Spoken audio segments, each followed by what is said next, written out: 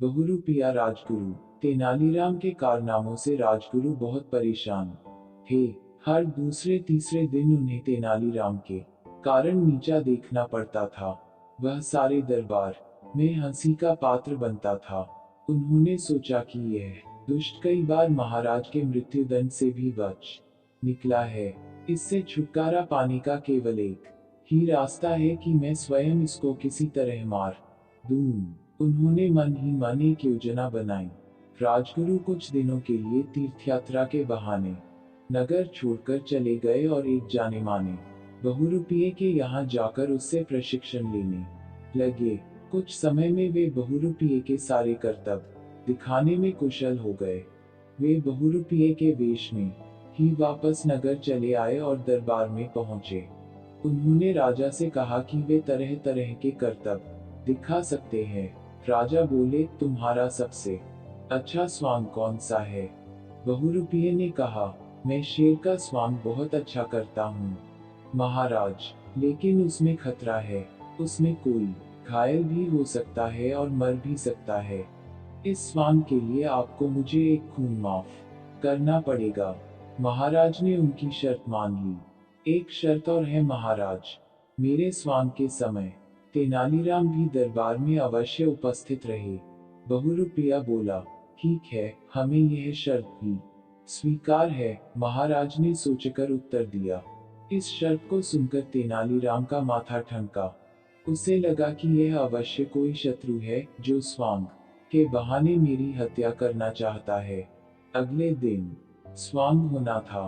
तेनालीराम अपने कपड़ों के नीचे कवच पहनकर आया ताकि अगर कुछ गड़बड़ हो तो वह अपनी रक्षा कर सके। स्वांग शुरू हुआ। बहुरूपिये की कला का प्रदर्शन देखकर सभी दंग थे। कुछ देर तक उछल-कूद करने के बाद अचानक बहुरूपिया तेनालीराम के पास पहुंचा और उस पर झपट पड़ा। तेनालीराम तो पहले से ही तैयार था। उसने धीरे से अपने हथकंडे से उस पर वार किया। तिलमिलाता हुआ बहुरूपिया उछलकर जमीन पर गिर पड़ा। तेनालीराम पर हुए आक्रमण से राजा भी एकदम घबरा गए थे। कहीं तेनालीराम को कुछ हो जाता तो उन्हें बहुरूपिये की शर्तों का ध्यान आया। एक खून की माफी और तेनालीराम के दरबार में उपस्थित रहने की शर्त। अवश्य दाल में कुछ काला है। उन्होंने तेनालीराम को अपने पास बुलाकर पूछा, तुम ठीक हो ना? घाव तो नहीं हुआ? तेनालीराम ने महाराज को कवच दिखा दिया। उसे एक खरोंच भी न आई थी। महाराज ने पूछा, क्या तुम्हें इस व्यक्ति पर संदेह था जो तुम कवच पहनकर आए हो? महाराज, अगर इसकी नीयत साफ होती तो यह दरबार में मेरे उपस्थित रहने की शर्त न रखता। तेनालीराम ने कहा। महाराज बोले, इस दुष्ट को मैं दंड देना चाहता हूँ। इसने तुम्हारे प्राण लेने का प्रयत्न किया है। मैं इसे अभी फांसी का दंड दे सकता हूँ, लेकिन मैं चाहता हूँ कि तुम स्वयं इससे बदला लो। जी हाँ, मैं स्वयं ही इसको मजा चखाऊंगा। तेनालीराम गंभीरता से बोला। वह कैसे? महाराज ने पूछा। बस आप देखते जाए, तेनालीराम ने उत्तर दिया। फिर तेनालीराम ने बहुरूपिये से कहा, महाराज तुम्हारी कला से बहुत प्रसन्न हैं। वह चाहते हैं कि कल तुम सती स्त्री का स्वांग दिखाओ।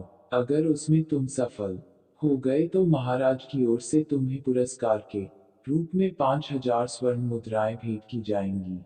बहुरूपिये के वेश में छिपे राजगुरु ने मन ही मन कहा कि इस बार तो बुरे फंसे, लेकिन अब स्वांग दिखाए बिना चारा भी क्या था।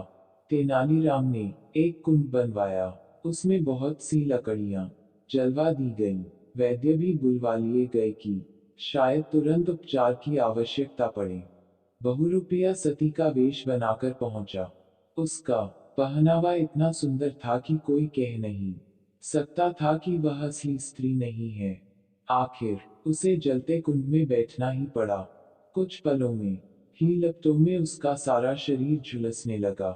तेनालीराम से यह देखा न गया। उसे दया आ गई।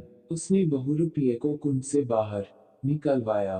राजगुरु ने एकदम अपना असली रूप प्रकट कर दिया और तेनालीराम से क्षमा मांगने लगे। तेनालीराम ने हंसते हुए उसे क्षमा कर दिया और उपचार के लिए वैद्यों को सौंप दिया। कुछ ही दिनों में राजगुरु स्वस्थ हो गया।